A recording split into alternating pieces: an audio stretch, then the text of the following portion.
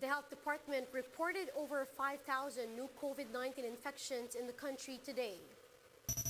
The rollout of vaccines in the metro is in full swing, but some residents of Manila are demanding a better queuing system. The Philippines has inked its biggest vaccine supply deal so far to procure 40 million doses of PFIZER shots. Nope, it's not just luck. GILAS Pilipinas makes it 2-0 against rival South Korea to sweep the FIBA Asia Cup qualifiers. And the Food Panda rider who went viral for encouraging Army to order McDo's BTS meal just received the 45,000 peso donation raised for him by BTS fans.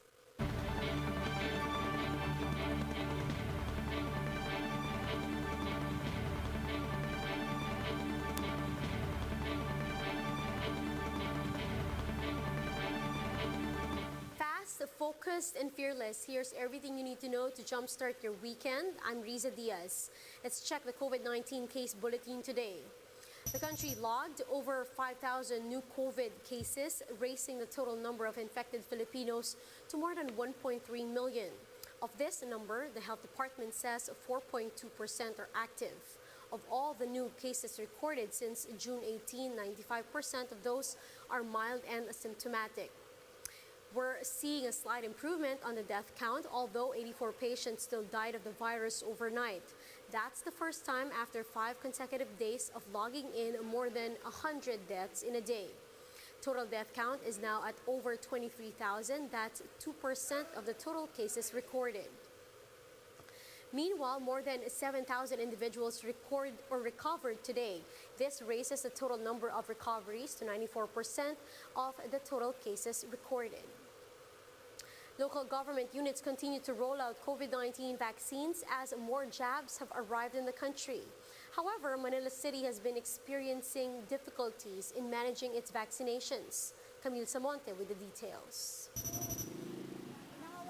As Manila City continues to roll out COVID-19 vaccines, some residents are calling on the LGU to implement a more efficient vaccination system. These after hundreds of residents lined up for more than 8 hours to get their vaccines in Tondo, Manila. Some residents even had to line up twice after missing the cut last Friday.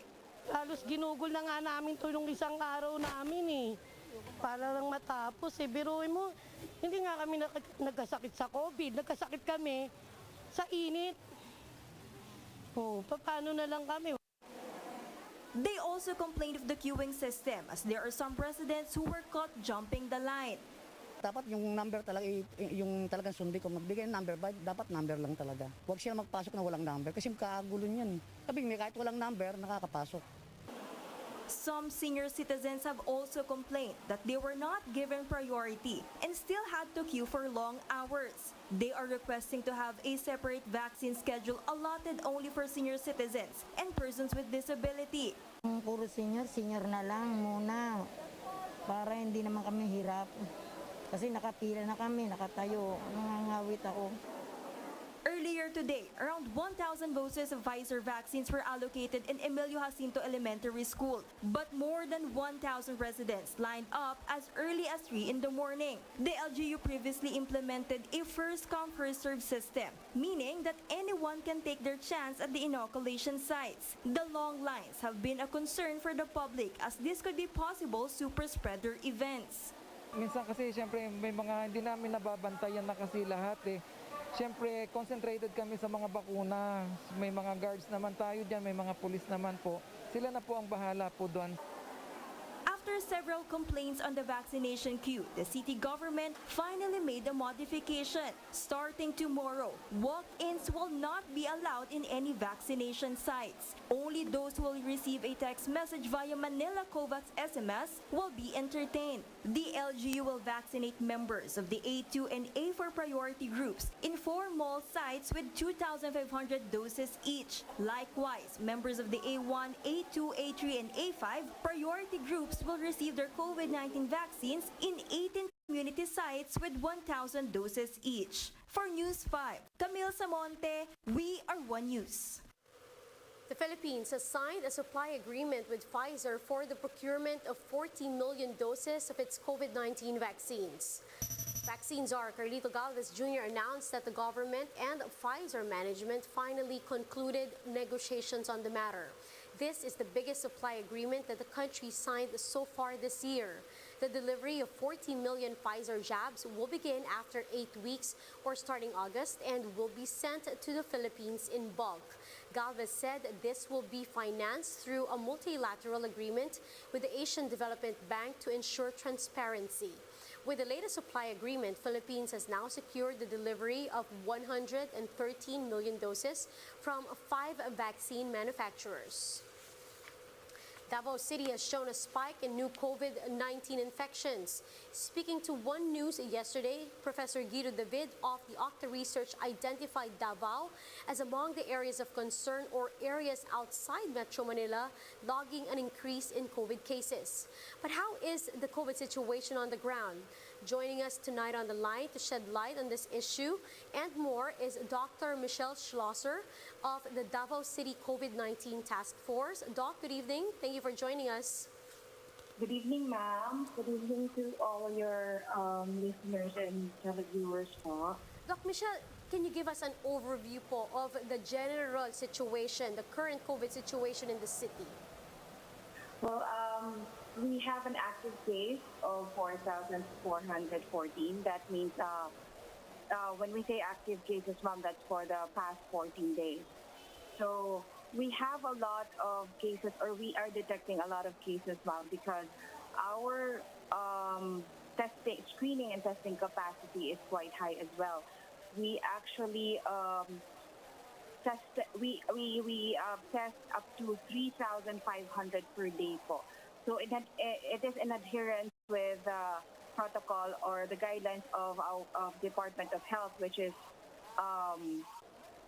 prevention, detection, isolation, treatment, and reintegration. So we are screening and testing as much as we can po to be able to detect and to be able to treat more.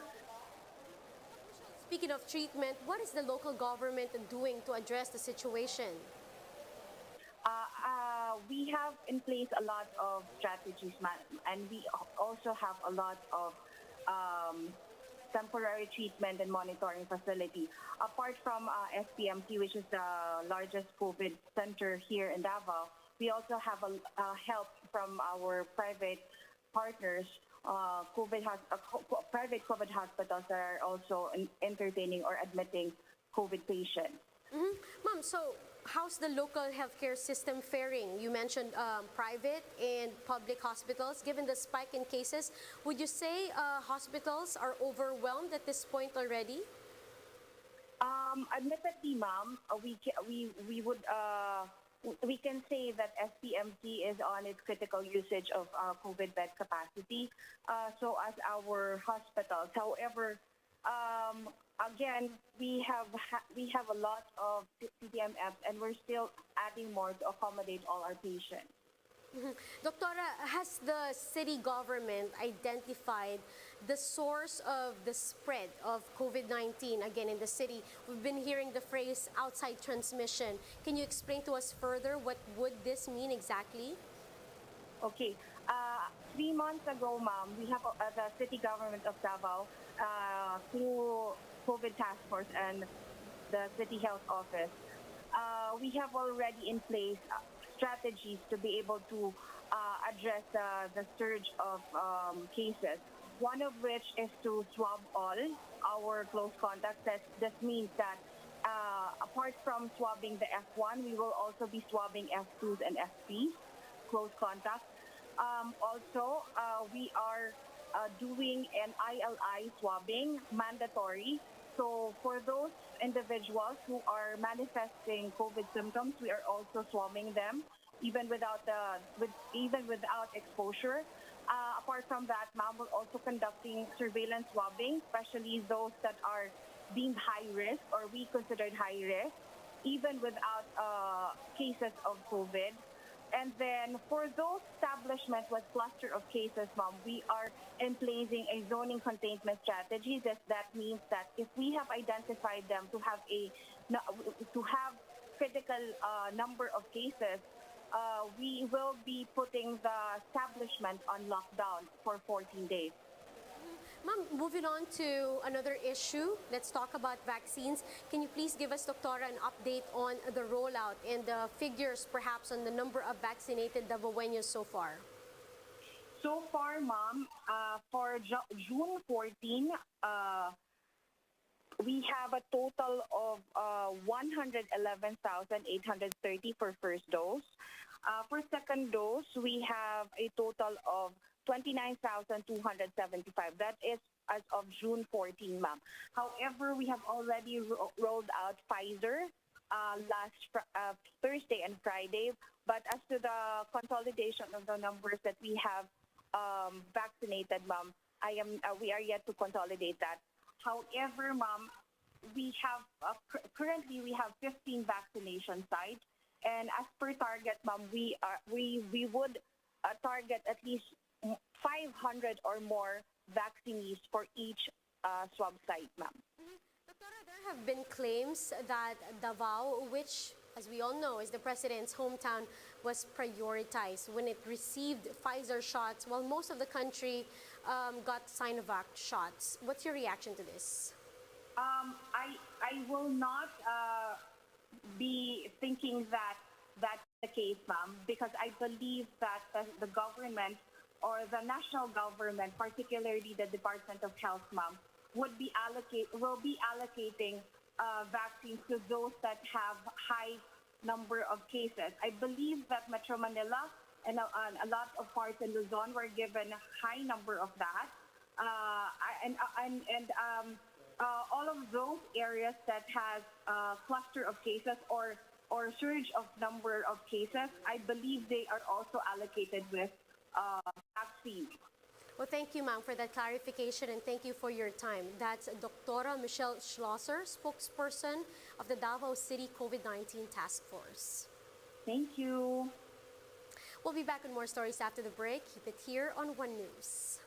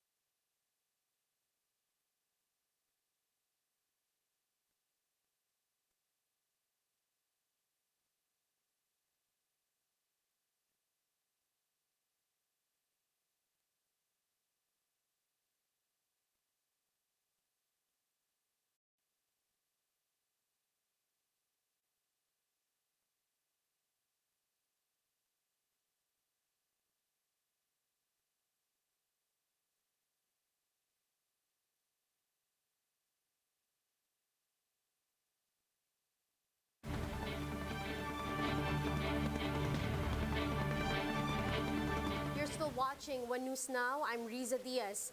An officer of the National Privacy Commission warned Filipinos about the dangers of sharing private information online, such as in applications and registrations for mobile games. Some examples of these are these funny Facebook trends where applications ask for personal details like name, contact number, and address before turning your face into a funny meme or filter. In an interview with One News earlier, Roren Ching, NPC's Assistant Division Chief, reminds Filipinos to be wary of the information they are giving by properly knowing the scope of permission they give to these apps. When it comes to applications that you need to give your personal data, especially your photos, you need to be very keen in reading the privacy policies that this app has. Make sure that you read it and what are the permission that you'll be giving, if you will be transferring images from your phone to their database, and also what are the security measures in place and how long will they retain the photos or the personal data that you provide to them. Ching also underscored the importance of keeping the privacy settings of your photos, especially your posts rather, especially your photos, to close friends only to avoid people using it for other purposes beyond your consent.